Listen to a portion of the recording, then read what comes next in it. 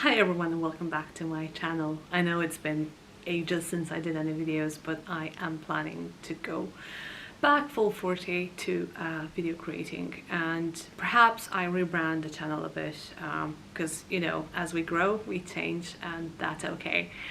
So today what I was intending to do is to do a TV show review, and it's a review of a TV show called You. It's a Netflix show that has 3 seasons at the moment. I'm only gonna be going through the first season because I myself haven't watched all the seasons yet. So I watched the first and the second, and I'm kind of halfway through, maybe even less, through the season 3. So I don't really know myself what's going to be happening then.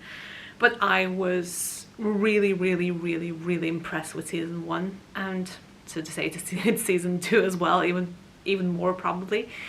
But let's talk about season 1 for the time being. So You is an American psychological thriller television series. It's based on a novel by the same name by Caroline Kepnes. Hopefully I'm saying that right. It stars Penn Badgley as Joe Goldberg. Is it? Yes. Elizabeth Lale? I never know how to read all these last names. As Guinevere Beck. And basically all the other actors. Let's say this is one of those TV shows where everything goes around the 2 main characters, and in this case is Joe and Beck, at least in season 1.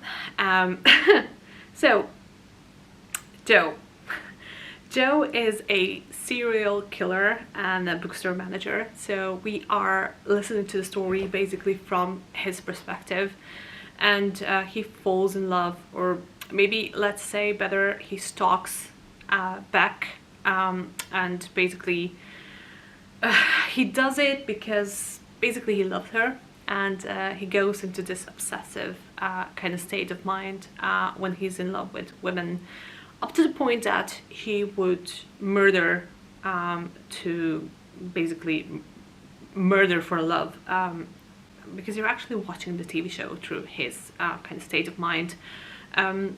It's very interesting because like usually all the villains are murderers or stalkers, you know, like you would watch the TV show from the perspective of their victims, and it would be very easy to judge them or to feel no kind of empathy with them, because this TV show actually puts you in the shoes of the actual villain.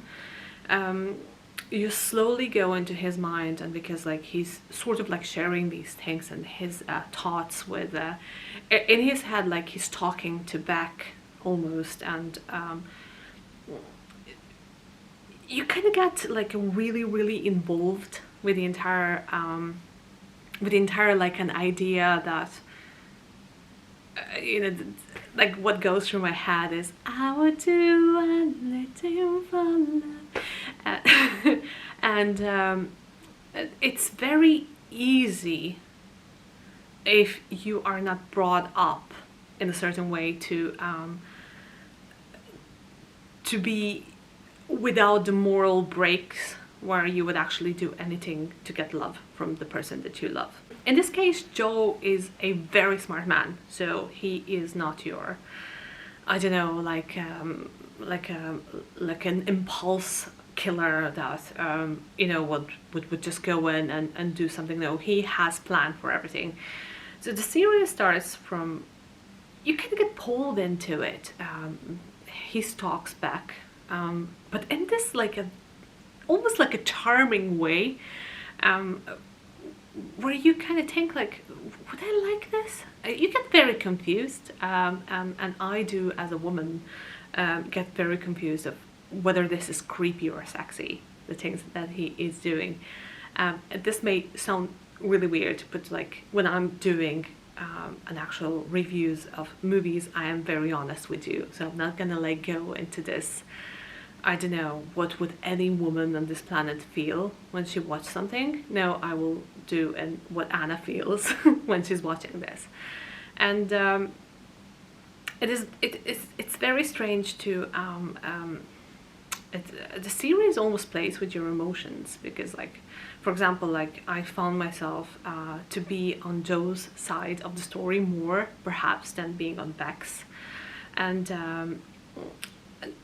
and in a way you can start blaming Beck for making all these wrong choices, and the choices around men, the choices around friendship, the choices around like the way she's trying to build her career. And in the end you kind of go through all this like this big pile of childhood trauma and things that shape us into the things that we become. And in a way, like, being a stalker, is it worse than being obsessed with wrong types of relationships and forming relationships with people that are going to hurt you? Isn't it the same thing? And are the things that we do really inspired with our own selves, or with what we went through our childhood? The end is obviously awful, but in a way, as I was saying, the TV show really plays with your mind, and you don't know what to think anymore. And I don't want to spoil it to you guys, but like from now on, probably I'm gonna go more into details on what was happening in the TV show. So if you haven't watched it, perhaps this is a good time to stop watching this review. But going deep into the character of Beck, I find as a woman that a lot of women that I know are very lost in their ways and very lost in their lives, and they've been like told to look for a specific type of a guy that is good for them, but they find themselves more urged to find a different type of a guy that maybe would be the type their dad was.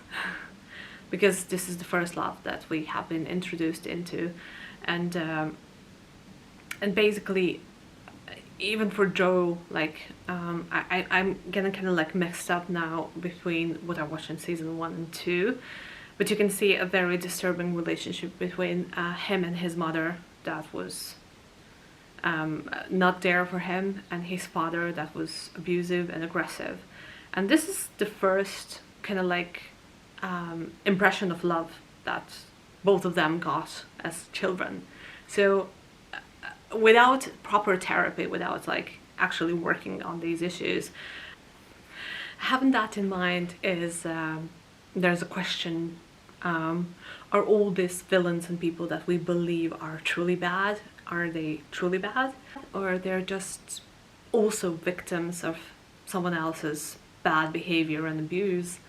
And how do we judge, and what do we do? Obviously murder is wrong. Like, I'm not standing on the side of someone that's, you know, able to kill,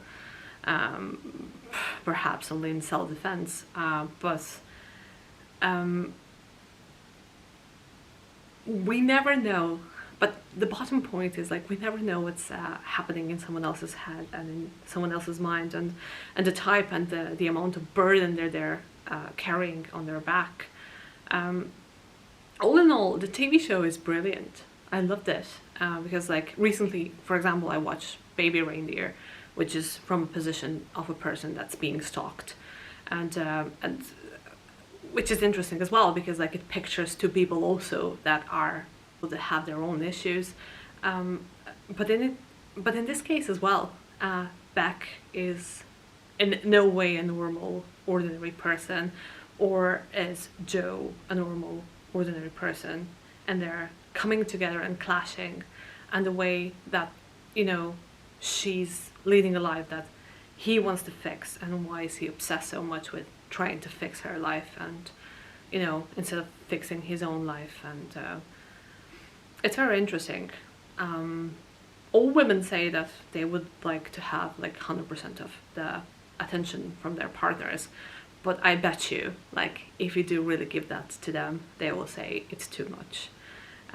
So what are we truly looking for and what is love for all of us. It's so different, and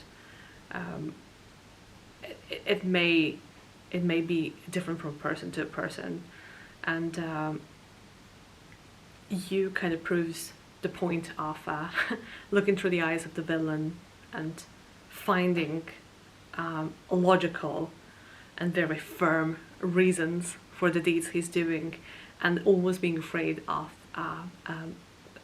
pretty much like accepting the fact that some things make sense.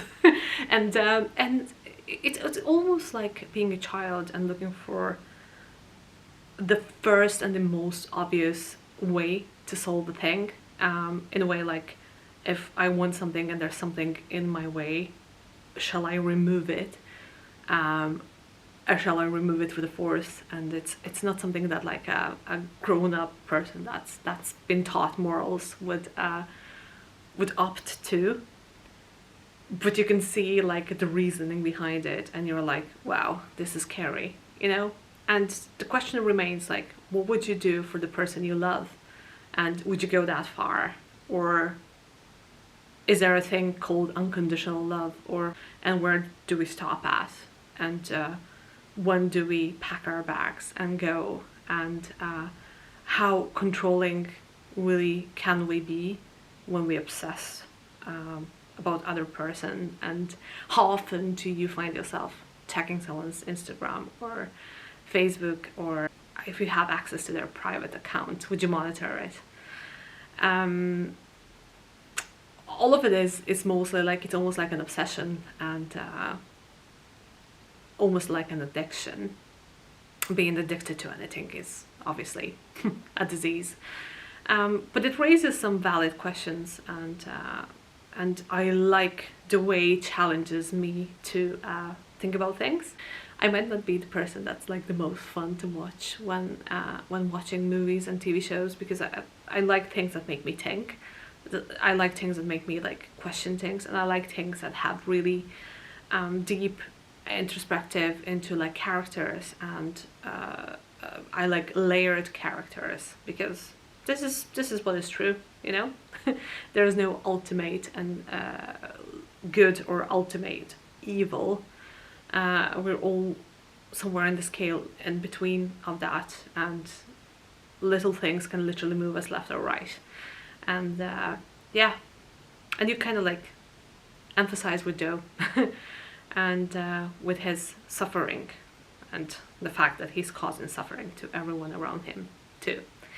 Anyhow, guys, tell me what you think about you. I really loved it, and I will definitely do the review of season number 2, so stay tuned, and love you so much, and see you. Bye.